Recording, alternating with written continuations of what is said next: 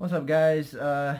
Just here before the end of the world and before the Bears get spanked by the Pittsburgh Steelers in Chicago on the 24th. I'm just going to discuss what could possibly happen, what the Bears can do to at least stand a chance against the Steelers and not get blown out as badly as they did against the Buccaneers last Sunday.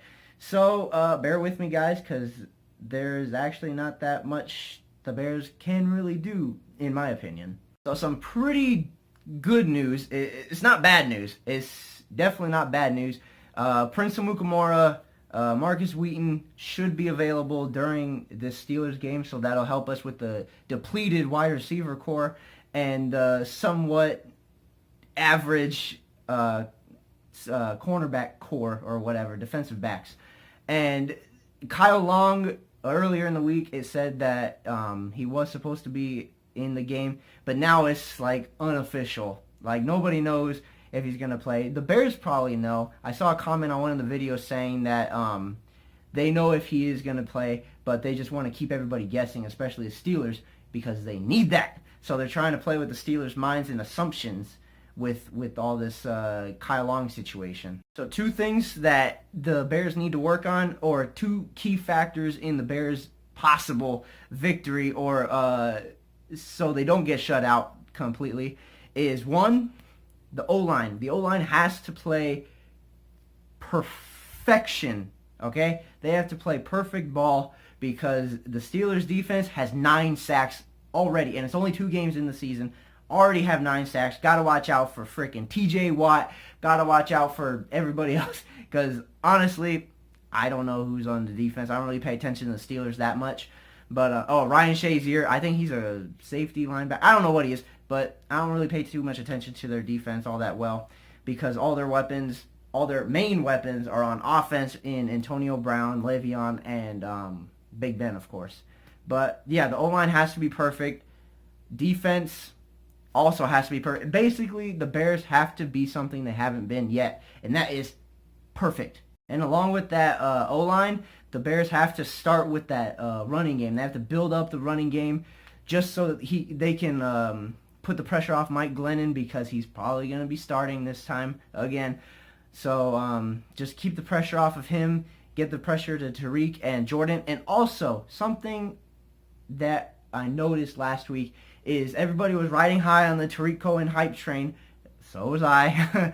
I think every Bears fan was.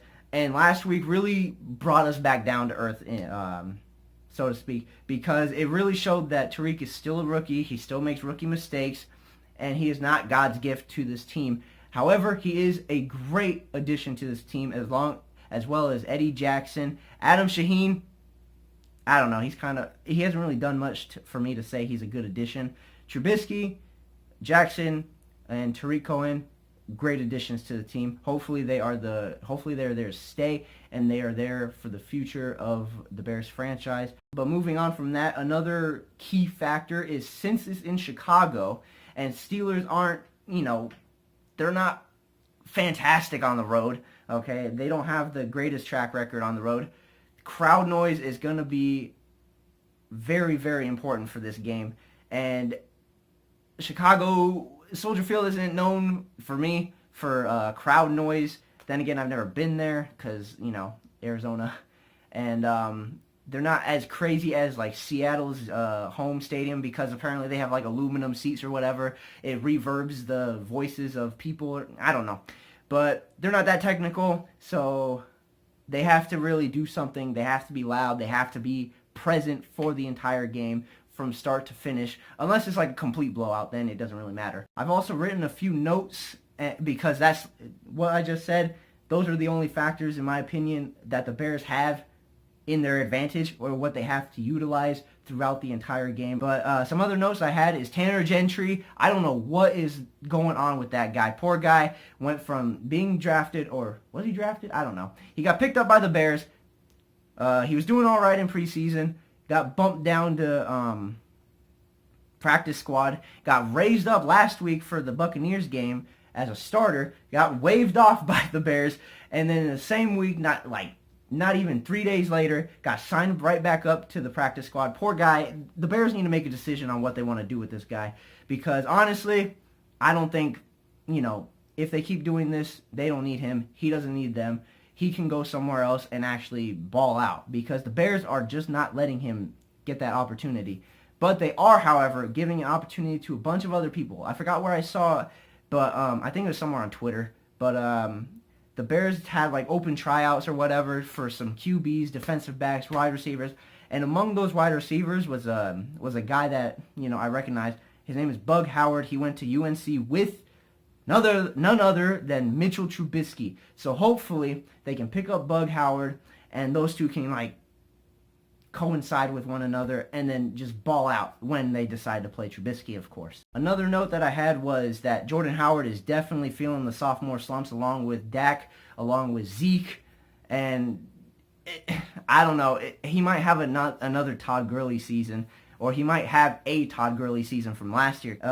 But he's feeling it. I know he's feeling it. He's feeling frustrated. The Bears O-line can't really give him enough holes to ball out like he did last year.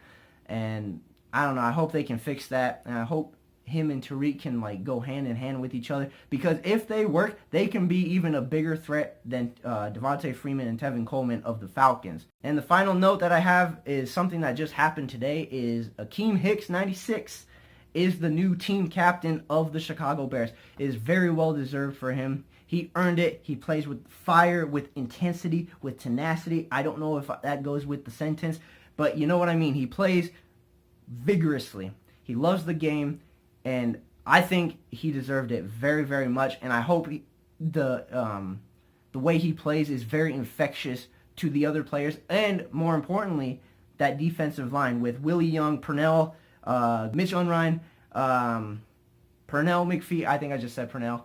Leonard Floyd. All of them.